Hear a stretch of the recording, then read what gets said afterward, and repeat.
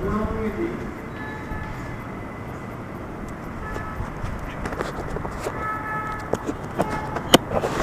सगुणम् इति विशेषणम् अयुक्तं भवति इति दर्पणकारः उक्तः। काव्यप्रकाशकारानुयायिनां किञ्चित् हार्ट बीटिंग वृद्धम्। अरे एतदपि गच्छति वा?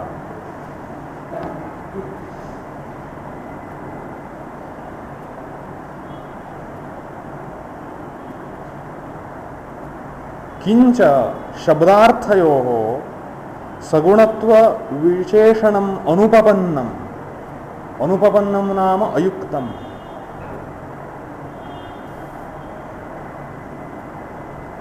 सगुणम् इति विशेषणम् अनुपपन्नं भवति।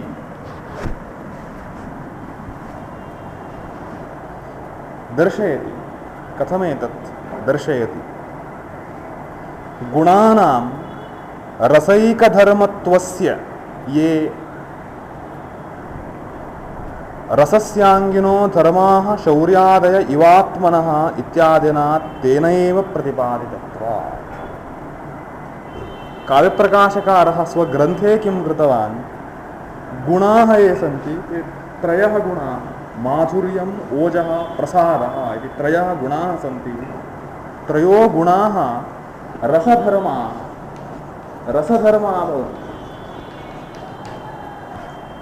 इति सः प्रतिपादितवान्।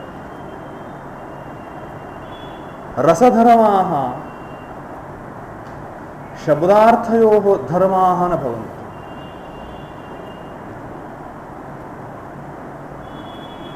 तेनैव ग्रन्थे उक्तम्।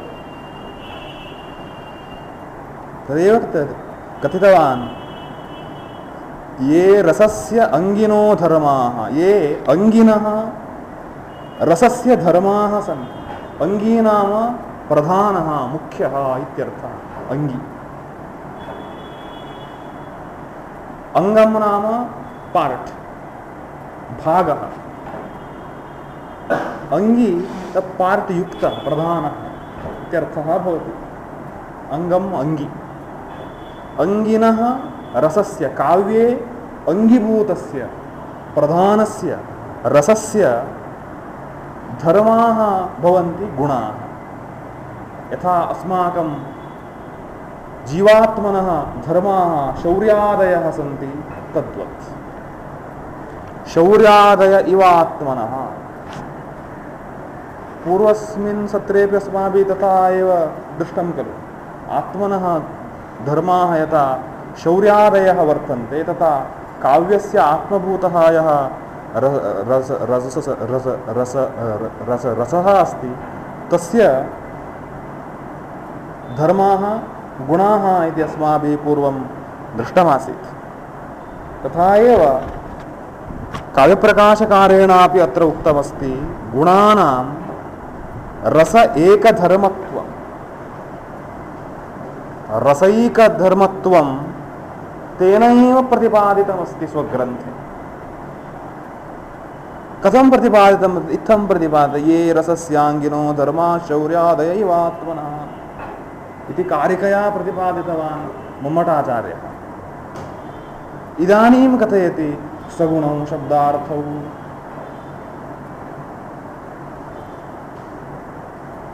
तस्मात् कथं शब्दार्थौ सगुणौ स्यातां? न शक्यते।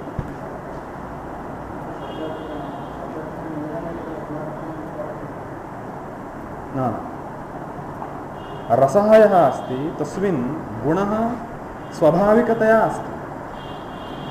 शब्दार्थाभ्याम् अभिव्यज्यते इति भिन्नम्। गुणस्य स्थानं रसः, शब्देन अर्थेन अभिव्यज्यते।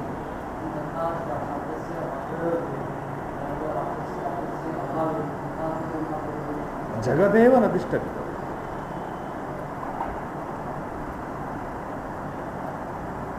सूचकं तत्। इदानीं प्रकाशः अस्ति। प्रकाशः पदार्थस्य द्योतकः, पदार्थस्य सर्जकः न। सृष्टिकर्ता न। पदार्थस्य स्थानमपि प्रकाशः न। पदार्थः कुत्र अस्ति, प्रकाशे अस्ति इति न। प्रकाशः नास्ति चेत् पदार्थः न दृश्यते इति भिन्नम्। टेबल अंधकारे न दृश्यते, प्रकाशेन तु दृश्यते। दर्शनमात्रेण प्रकाशे एव टेबल अस्ति इति सम्भवति वा? न सम्भवति। एवं वाक्प्रयोगः दर्शक सूचकः भवति, अभिव्यञ्जकः भवति।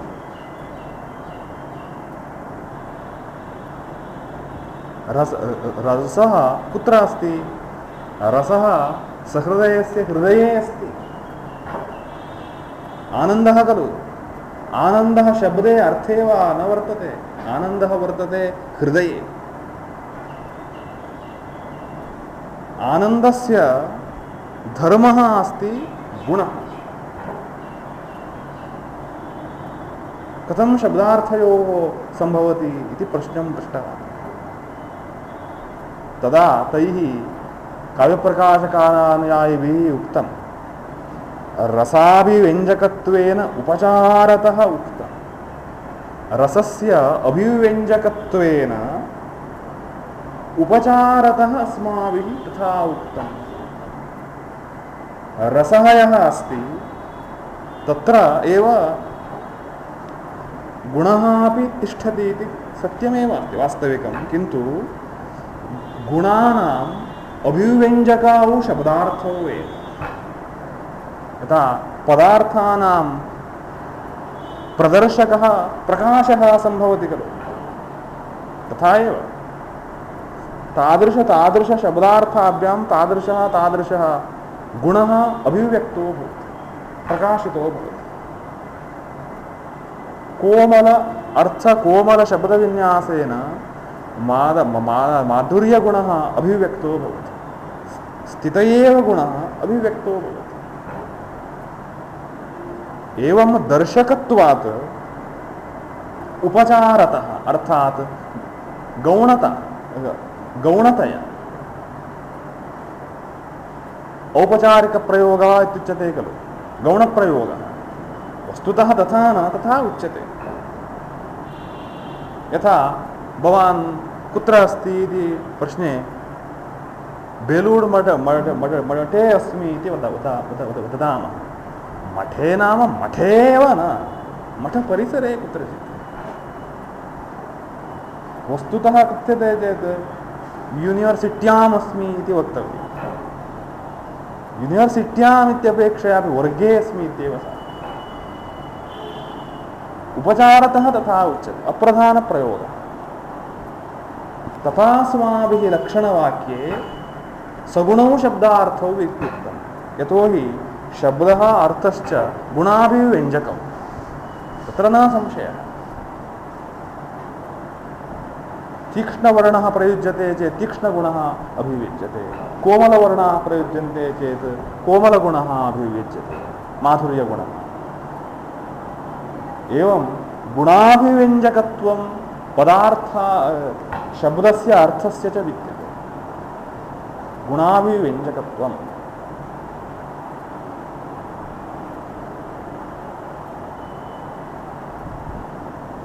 तस्मात् कारणात् उपचारतः अस्माभिः सगुणौ शब्दार्थौ इत्युक्तं। शब्दे च अर्थे च गुणः नास्ति इति अस्माभिः ज्ञायते इत्यर्थः। एवं पूर्वपक्षिणः समाधानं कृतवन्तः। रसाभिव्यञ्जकत्वेन उपचारतः उपपद्यते, युज्यते। उपपद्यते नाम युज्यते, साधु भवति। गौणप्रयोगः कृतः अस्माभिः इति कारणात् एतत् युक्तमेव अस्ति इति चेत् तथापि अयुक्तं। तदपि भवद्भिः कल्पयितुं न शक्यं। तथा हि एवमस्ति कारणम् अग्रे। तयोः काव्यस्वरूपेणाभिमतयोः शब्दार्थयोः रसः अस्ति न वा? समीचीनं प्रश्नं पृष्टः।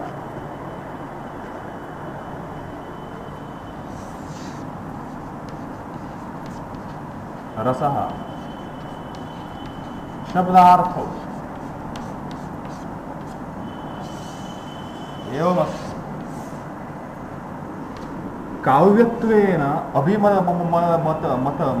मतयोः शब्दार्थयोः, काव्यत्वेन इष्टयोः शब्दार्थयोः, काव्यत्वेन इष्टौ शब्दार्थ कालिदासादीनां यत् वाङ्मयमस्ति काव्यत्वेन इष्टौ शब्दार्थौ स्तः, तयोः रसः अस्ति वा न वा इति पृच्छामः। दर्पणकारस्य प्रश्नः। काव्यस्वरूपेण अभिमतयोः शब्दार्थयोः रसः अस्ति न वा?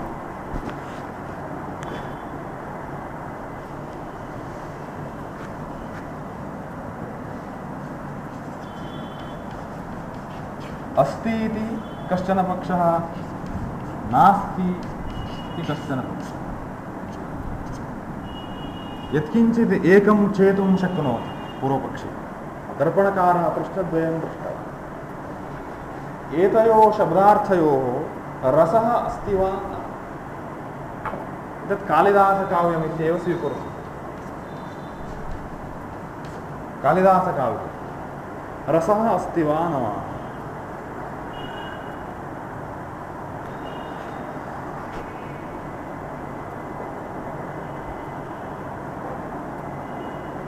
भवतां दृष्ट्या किं भाति? रसः अस्ति वा न कालिदासकाव्ये?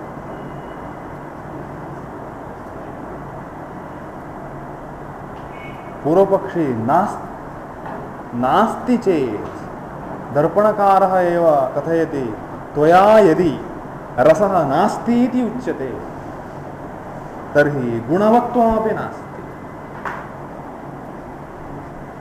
शब्दार्थयोर्मध्ये रसः नास्ति चेत् गुणः अपि न स्यात् खलु? तथैव खलु?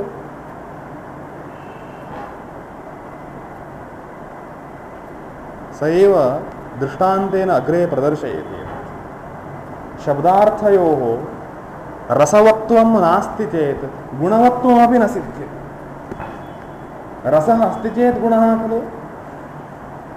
अरे वृक्षः अस्ति चेत् फलं, वृक्ष एव नास्ति चेत् कुत्र फलम्? अस्माकं ग्रामे वृक्षाः नैव सन्ति, एकोपि वृक्षः फलानि सन्ति।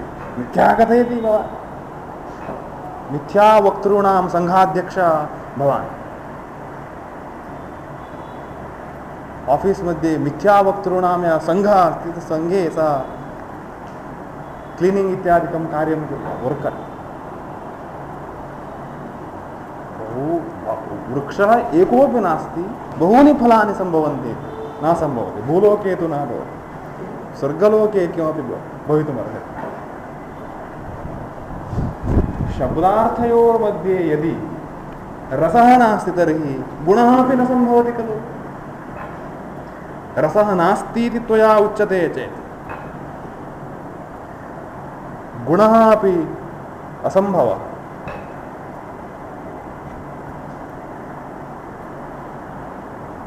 तदा काव्यप्रकाशकारानुयायिन न न न अस्ति अस्ति अस्ति अस्ति रसः अस्ति इति उच्यते चेत् सरसौ शब्दार्थौ इति वक्तव्यं, सगुणौ शब्दार्थौ इति न वक्तव्यम्।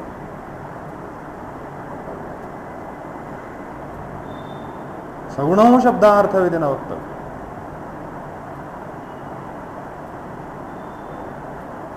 सरसौ शब्दार्थौ इति साधु। तो हि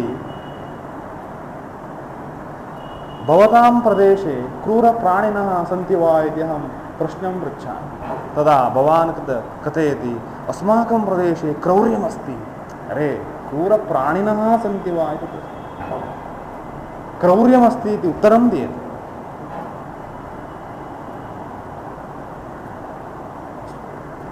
अत्र जङ्गल् अस्ति, बहु क्रौर्यमस्ति। किमर्थं बहु क्रौर्यम्? अरे क्रूरप्राणिनः सन्तु इति कथयति, सन्ति इति कथयतु, क्रौर्यमस्ति इति मा कथयति। भवतः वाक् शैली सम्यक् नास्ति, काव्यप्रकाशकारस्य वाक् शैली सम्यक् नास्ति।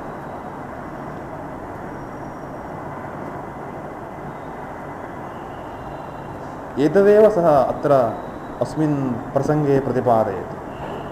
काव्यस्वरूपेण अभिमतयोः शब्दार्थयोः रसः अस्ति वा न इति प्रश्नः। काव्यस्वरूपेण इष्टयोः शब्दार्थयोः रसः नास्ति इति अङ्गीक्रियते चेत् गुणवत्वमपि नास्ति।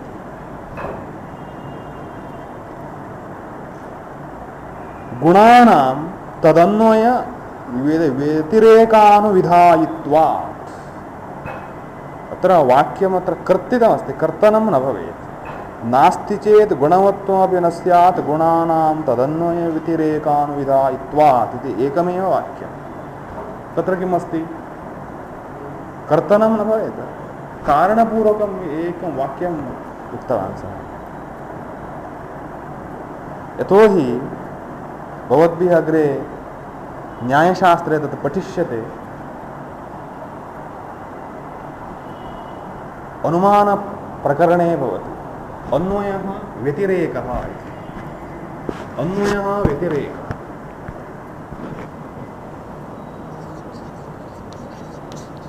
अन्वयः नाम तत्सत्त्वे तत्सत्त्वम्। सत्त्वं नाम अस्तित्वम् इत्यर्थः। अस्तित्वं सत्त्वं। व्यतिरेकः नाम तदभावे तदभावः।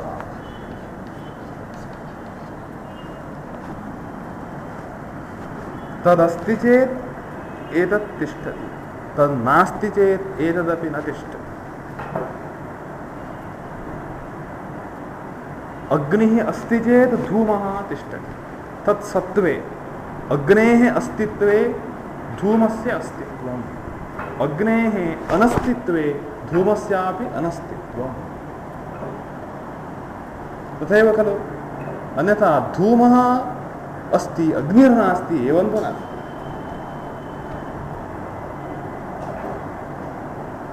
रसः गुणः एतयोर्मध्ये अपि यत् अस्तित्वमस्ति, अस्तित्वम् अन्वय व्यतिरेकाभ्याम् अनुविहितम् अस्ति। अनुविहितम् अस्ति नाम किं वक्तुं शक्यम्? अन्वय व्यतिरेकाभ्यां समन्वितमस्ति इति भावः। रसः अस्ति चेत् गुणः तिष्ठति, रसः नास्ति चेत् गुणः अपि न तिष्ठति। तत्सत्त्वे रससत्त्वे तत्सत्त्वं गुणसत्त्वं, तदभावे रसाभावे तदभावः गुणाभावः। तत्सत्त्वे तत्सत्त्वं तदभावे तदभावः। अन्वयः व्यतिरेकः।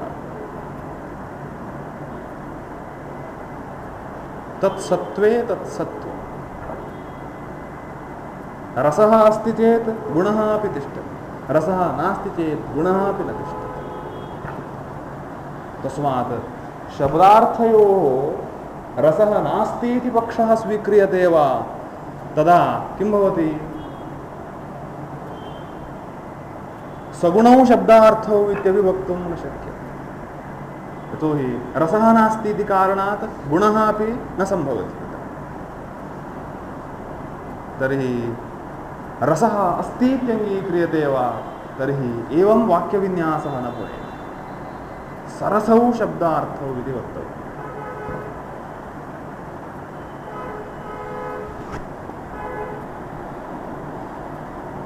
गुणानां तदन्वय व्यतिरेक अनुविधायित्वात्। गुणाः ये सन्ति ते अन्वय व्यतिरेकक्रमेण व्यवस्थिताः सन्ति इति कारणात्। रसः नास्ति चेत् गुणः अपि नास्ति इति वक्तव्यं भवति। अस्ति चेत् कथं नोक्तं रसवन्तौ इति विशेषणं रसवन्तौ शब्दार्थौ इति कुतः न उक्तं त्वया इति प्रश्नः। तथा वक्तव्यं खलु साधु तथैव सगुणौ इति न वक्तव्यं रसवन्तौ इति वक्तव्यम्। अस्ति चेत् कथं नोक्तं रसवन्तौ इति विशेषणम्। गुणवत्व अन्यथानुपपत्या एव एतल्लभ्यते इति चेत् तर्हि सरसौ इत्येव वक्तुं युक्तं न सगुणौ इति। तदा सः उक्तवान् सगुणौ शब्दार्थौ इति उच्यते चेत् सगुणौ शब्दार्थौ इति उच्यते चेत् गुणग्रहणेन गुणस्य आश्रयभूतः रसः अपि प्रसंगबलात् लभ्यते अध्याहृतः भवति इति समाधानं कुर्यात्। सगुणौ शब्दार्थौ इति चेत् गुणः अस्ति वा तर्हि गुणः अस्ति चेत् गुणस्य आश्रयभूतः रसः अपि अस्ति इत्यर्थः।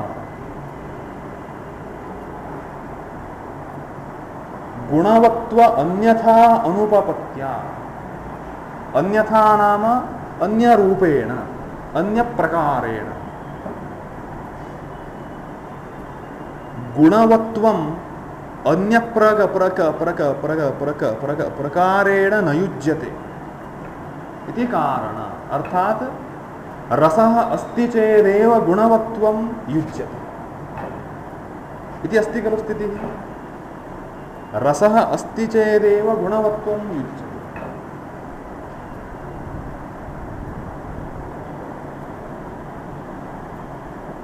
गुणवत्वम् अन्यथा मा संभवेत्।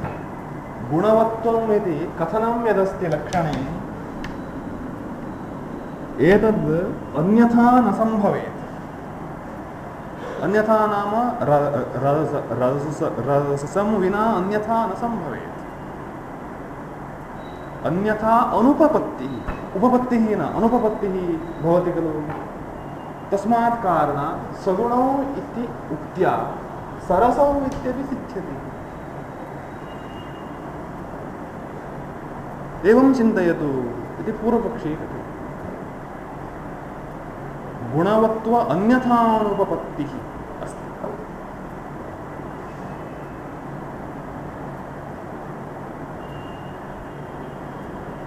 अन्यथा कथञ्चिदपि संगमनं न भवति इत्यर्थः।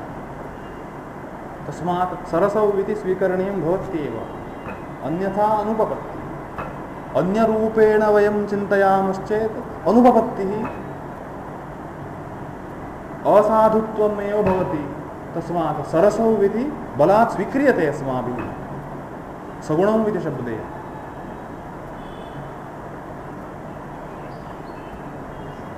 पश्यामः। अर्थात् एवं भवति।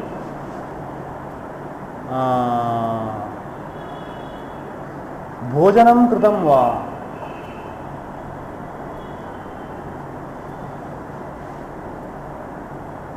भोजनं कृतम् इति उच्यते चेत् अन्नं लब्धं वा इति प्रश्नः न सम्भवति खलु। अन्यथानुपपत्या अन्नलाभः अपि सिद्ध्यति। अन्नलाभः नास्ति चेत् भोजनं कृतम् इति प्रयोगः न सम्भवति। कदाचित् भवति यदि मिथ्यावक्ता अस्ति तर्हि भवति। शास्त्रमिदं मिथ्यावक्तृत्वं न पुरस्करोति। भोजनं कृतं वा कृतं तर्हि अन्नलाभः अन्यथानुपपत्या लभ्यते। यतोहि भोजनं कृतमिति कारणात् अन्नलाभं विना अन्यथा युक्तता न दृश्यते। तत्र अन्यरीत्या युक्तता न सम्भवति। अन्नलाभः पूर्वं सञ्जातः ततः परं भोजनं कृतं। तस्मादयमिदानीम् उत्तरति भोजनं मया कृतम्। तथा एव अत्र सगुणौ इत्यनेन सरसौ इत्यपि सम्भवति अन्यथा अनुपपत्तिः।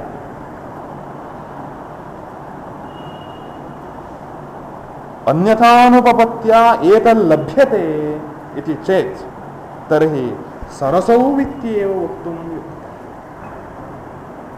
अन्यथानुपपत्या लभ्यते तत्सत्यं, किन्तु काव्यलक्षणं यद् वाक्यविन्यासः कर्तव्यः तत्र पाण्डित्यपूर्णं वाक्यं भवेत्। कश्चन मूर्खः कथञ्चिदपि वाक्यं प्रयुञ्जेत्, पंडितः प्राज्ञः तथा न, शिष्टवाक्यप्रयोगं कुर्यात्, साधुलक्षणम् एवं लक्षणमिति भवेत्। तत्र वर्णनादिकम् एवं किमपि न भवेत्। शास्त्रवाक्यं नाम तत्र कल्पितं न भवति, शुद्धं भवेत्। गोः किं लक्षणम् इति चेत् किमपि कवेः वर्णना क्रियते चेत् गोलक्षणं न सम्भवति।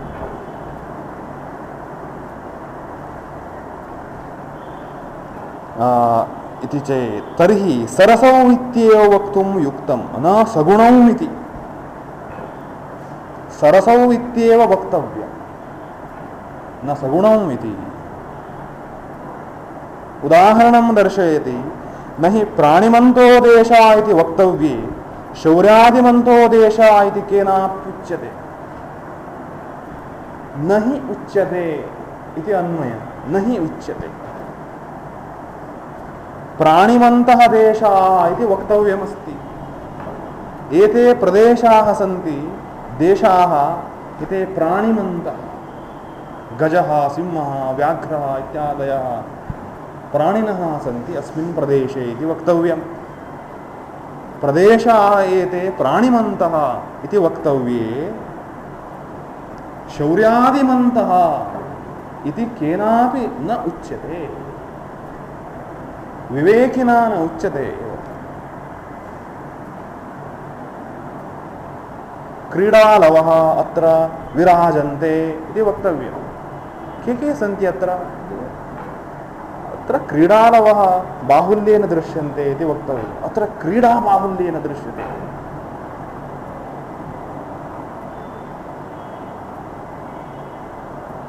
जनान् दृष्ट्वा एव पृष्टामि किम् अस्ति, के सन्ति भो अत्र इति।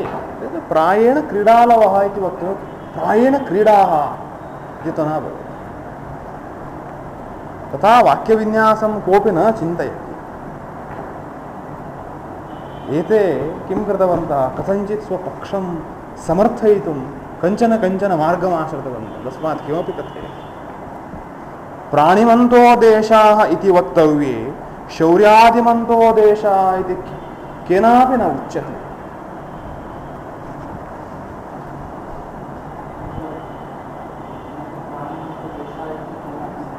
किमस्ति, नास्ति वा?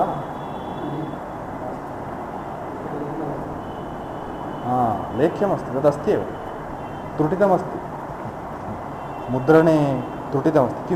किमस्ति तत्र? त्रुटितमस्ति। न हि प्राणिमन्तो देशा इति वक्तव्ये अस्ति खलु, शौर्यादिमन्तो देशा इति केनापि उच्यते, त्रुटितम्।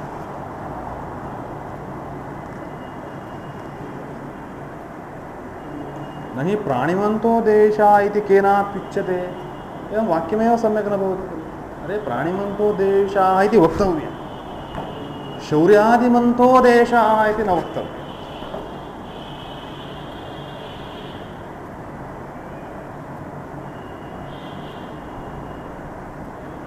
सत्यं, तथैव वक्तव्यम्।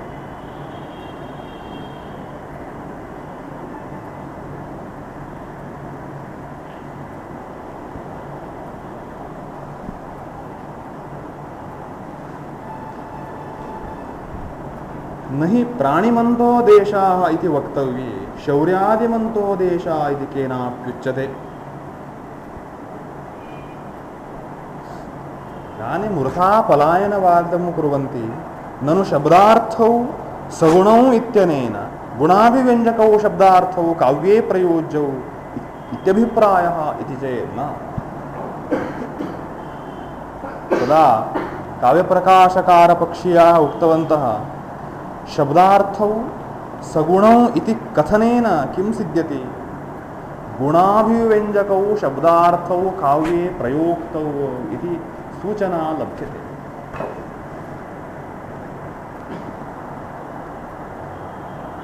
सगुणौ शब्दार्थौ इति उच्यते चेत् गुणस्य सम्यक् अभिव्यञ्जकौ शब्दार्थौ काव्ये प्रयोक्तव्यौ इति अर्थः लभ्यते। तस्मादस्माभिः सगुणम् इति उक्तम्।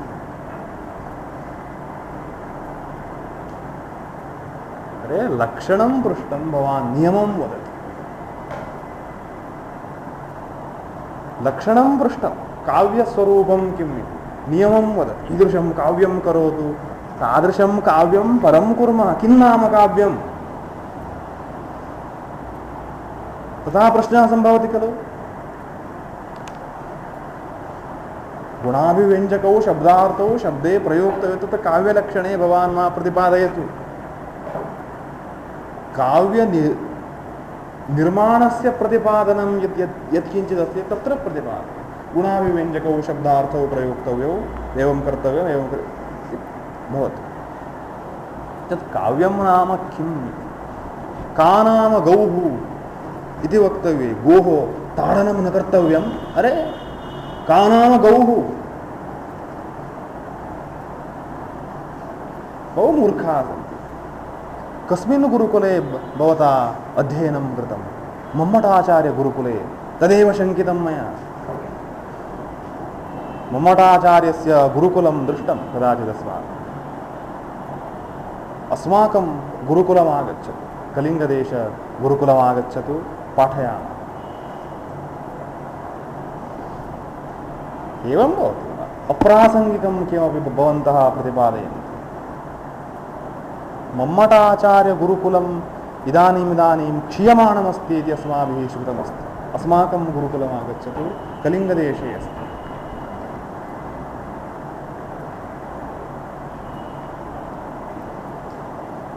सगुणौ इति शब्दं काव्यलक्षणे सगुणौ इति शब्दं प्रयुज्य गुणाभिव्यञ्जकौ शब्दार्थौ काव्ये प्रयोक्तव्यौ इति नियमः अस्माभिः सूच्यते।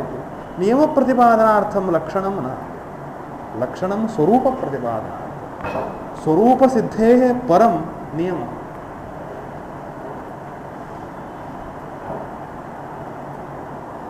ननु शब्दार्थौ सगुणौ इत्यनेन गुणाभिव्यञ्जकौ शब्दार्थौ काव्ये प्रयोज्यौ इत्यभिप्रायः इति चेन्न गुणाभिव्यञ्जक शब्दार्थवत्वस्य काव्ये उत्कर्षमात्राधायकत्वं न तु स्वरूपाधायकत्वं। सम्यक् उक्तवान्। मुखे एक ताडनं कृत्वा वक्तव्यमासीत्। काव्ये गुणाभिव्यञ्जक शब्दार्थवत्वं काव्यस्य अस्ति चेत् तत्र उत्कर्षः काव्ये दृश्यते। उदाहरणं करुणरसः प्रतिपाद्यमानः अस्ति चेत् कोमलवर्णविन्यासः करणीयः। तेन करुणरसे वर्तमानः माधुर्यगुणः सुष्ठु अभिव्यज्यते, उत्कर्षः भवति। कोमलवर्णः तावान् न प्रयुक्तः चेत् सः गुणः अपि सुष्ठु न अभिव्यज्यते। रसः तिष्ठति किन्तु तस्य माधुर्यं यदस्ति तत् तावत् न अनुभूयते।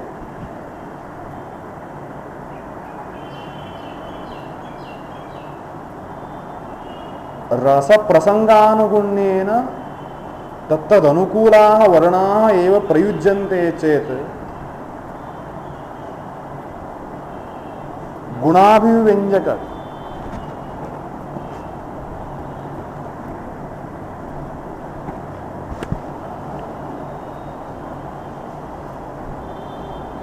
गुणाभिव्यञ्जक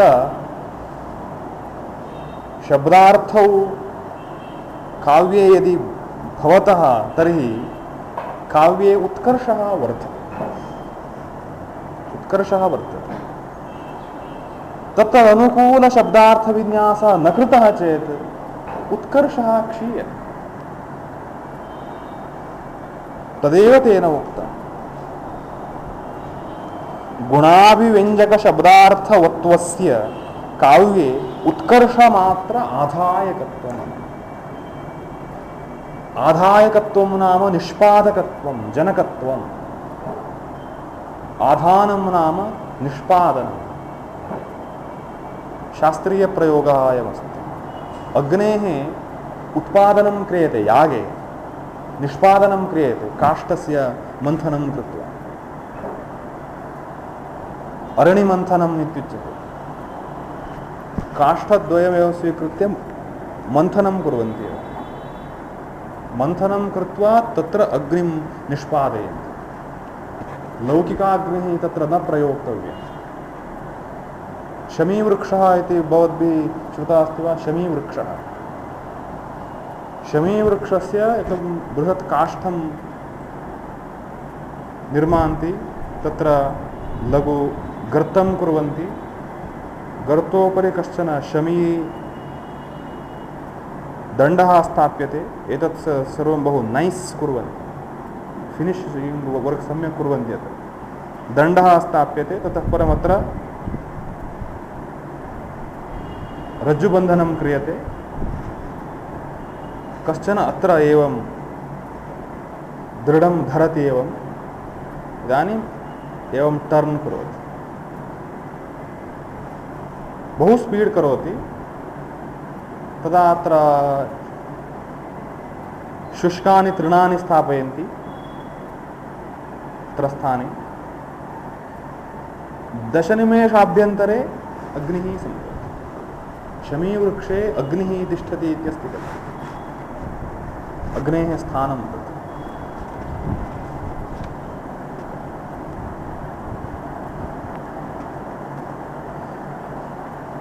तस्य अग्न्याधानम् इति नाम तत् श्रौतसूत्रे विद्यते अग्न्याधानम् अग्नेः निष्पादनम् आधानं निष्पादनम् इति शास्त्रीयप्रयोगः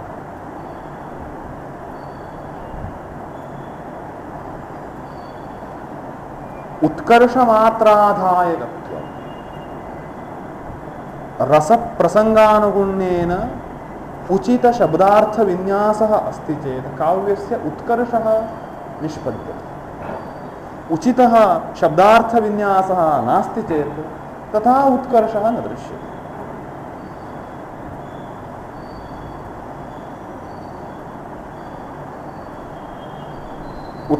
उत्कर्षमात्राधायकत्वं न तु स्वरूपाधायकत्वं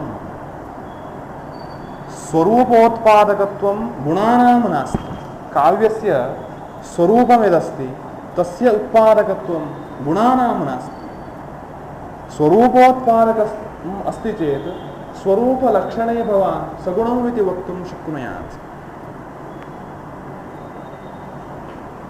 स्वरूप प्रतिपादनं भवान् कुर्वन् अस्ति चेत् अन्यत् मा प्रतिपादयतु इत्यर्थः उत्कर्षाधिकं मा प्रतिपादयतु गोः लक्षणं किम् इति पृष्टवान् गौः नाम पवित्रपदार्थः अरे उत्कर्षः भिन्नः उत्कर्षवर्णनं भिन्नं स्वरूपं वदतु गोः किं लक्षणम् गोः ताडनं न कर्तव्यं तृणं सम्यक् देयम् इत्यर्थः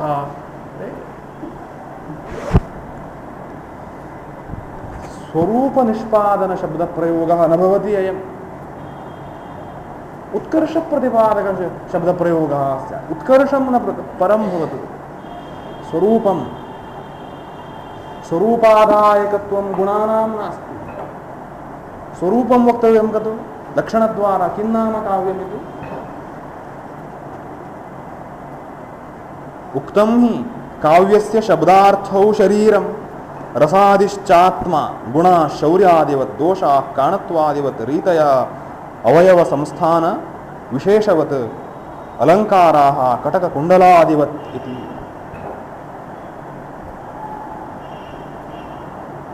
प्राचीनैः अलङ्कारिकैः इदमुक्तमस्ति किमुक्तं काव्यस्य शब्दार्थौ शरीरं काव्यस्य पुरुषः इति कल्पनं क्रियते काव्यपुरुषः यथा वेदपुरुषः इति कल्पनमस्ति वेदपुरुषः पृथक् कोऽपि नास्ति वेदः पुरुषः इति परिकल्प्यते वेदपुरुषस्य नेत्रं ज्योतिषं मुखं व्याकरणम् इत्यादिकमस्ति खलु। वेदपुरुषः कोऽपि नास्ति, तथा एव काव्यपुरुषः। राजशेखरस्य काव्यमीमांसाग्रन्थे काव्यपुरुषोत्पत्तिः इत्यस्य कथा अस्ति। पुत्री यन्ति सरस्वती, पुत्रं प्राप्तुकामा सरस्वती तपश्चरणं कृतवती, तत्र ब्रह्मा आविर्भूय वरं प्रदत्तवान्। ततः परं तस्याः सारस्वतेयः इति कश्चन पुत्रः उत्पन्नः। सारस्वतेयः काव्यपुरुषः इति प्रसिद्धः जातः इति कथा अस्ति। काल्पनिककथा एव काव्यपुरुषः। राजशेखरस्य काव्यमीमांसाग्रन्थे प्रथममेव तदस्ति।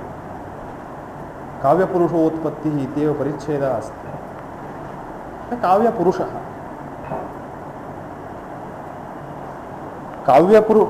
काव्यपुरुषस्य शरीरं नाम देहः शब्दार्थो, शब्दः अर्थश्च युगपत्। शरीरं रसादिश्च आत्मा, रसः भावः भावाभासः भावोदयः भावसन्धिः भावशान्तिः भावशबलता इति 8 प्रकाराः सन्ति। सर्वे एव रस्यते इति रसः इति व्युत्पत्त्या रसाः इति उच्यते, अग्रे अस्ति। रसः आत्मा, काव्यपुरुषस्य आत्मा रसः। गुणाः माधुर्यादयः गुणाः शौर्यादिवत् गुणाः।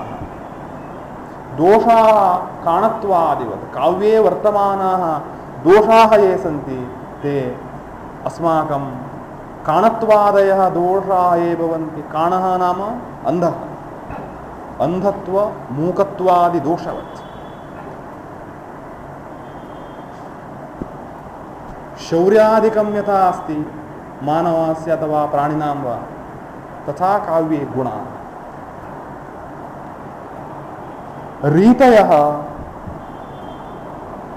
वैदर्भी पाञ्चाली गौडी इति तिस्रः रीतयः प्रसिद्धाः सन्ति। रीतयः अवयव संस्थान विशेषवत्। अवयवः नाम अंगम् अस्माकं,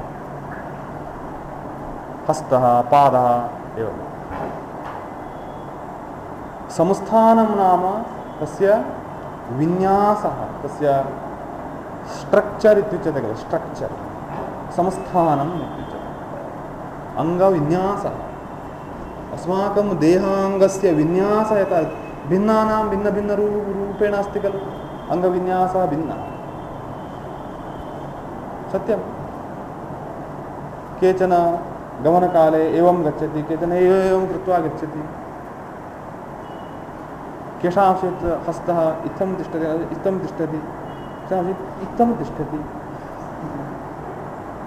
अङ्गसंस्थानं तस्य स्ट्रक्चर्। तथा रीतयः।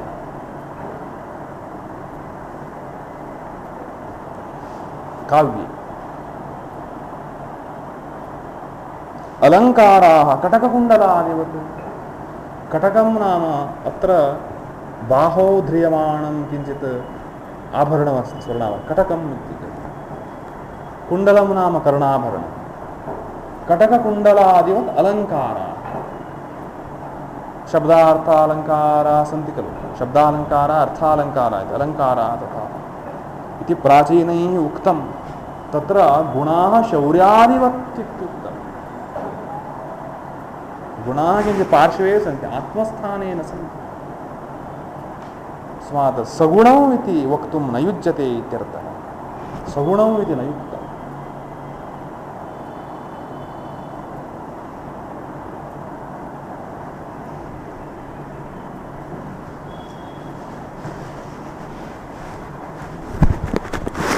ये